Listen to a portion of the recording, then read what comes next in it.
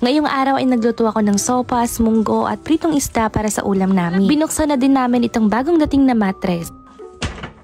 Kakatapos-tapos lang namin mamili ng pang-ulam at bumili rin kami nitong mga lagayan. Nadaanan nga lang namin ito at nabili ko lang ito ng 10 pesos ang isa. Aayusin ko nga ito dahil pagtataniman namin. For today's pananghalian / merienda at hapunan, magsusopas tayo munggo at pritong isda. Ito nga at nire-ready ko na itong mga sangkap na gagamitin natin.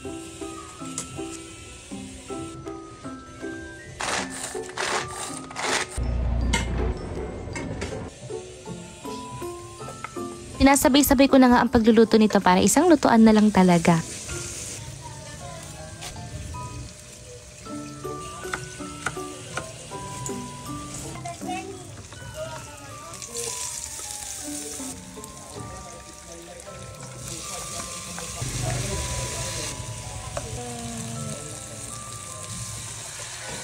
Nakabili rin pala ako ng buko mga mari, kinaisip kong gumawa ng buko juice. Naluan ko lang ng evap at brown sugar ito.